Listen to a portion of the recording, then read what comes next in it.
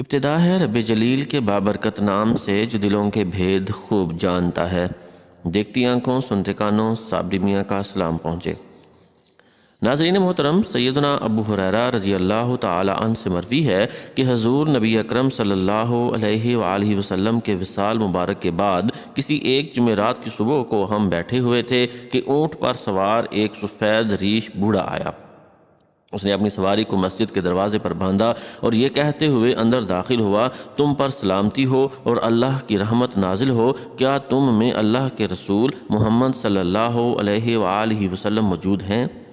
حضرت علی رضی اللہ تعالی عنہ نے فرمایا، اے حضور صلی اللہ علیہ وآلہ وسلم کے بارے میں پوچھنے والے، تجھے آپ صلی اللہ علیہ وآلہ وسلم سے کیا کام ہے؟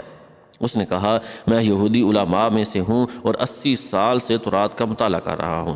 اس میں متعدد مقامات پر اللہ تعالیٰ نے اپنے نبی محمد صلی اللہ علیہ وآلہ وسلم کا ذکر بڑی تفصیل سے کیا ہے اور میں اس ذکر سے متاثر ہو کر آیا ہوں۔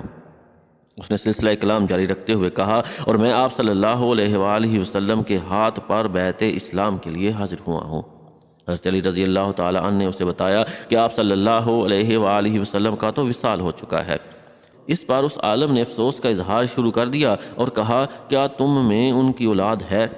حضرت علی رضی اللہ تعالیٰ عنہ نے حضرت بلال رضی اللہ تعالیٰ عنہ سے کہا کہ اسے سیدہ فاطمہ رضی اللہ تعالیٰ عنہ کے پاس لے جاؤ۔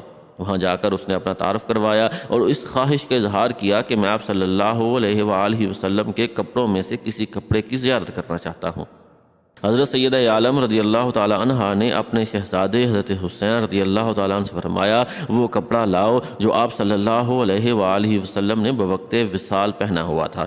جب وہ کپڑا لایا گیا تو اس عالم نے اسے اپنے چہرے پر ڈال لیا۔ وہ اس کی خوشبو کو سونگھتا اور خوشبو سونگھتے ہوئے بار بار کہتا کہ اس صاحب صوب پر میرے ماں باپ قربان ہوں۔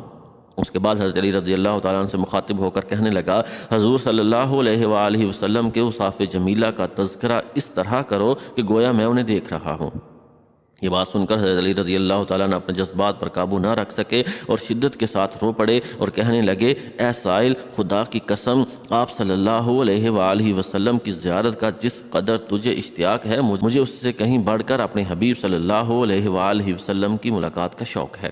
بعد ازاں سیدنا علی مرتضیٰ رضی اللہ تعالیٰ نے حضور نبی اکرم صلی اللہ علیہ وآلہ وسلم کے حلیہ اور سراپہ مبارک کا ذکر بڑی تفصیل سے فرمایا، جس کی منو عن تصدیق اس یہودی عالم نے سابقہ قطب سماویہ کی روشنی میں کی اور مسلمان ہو گیا۔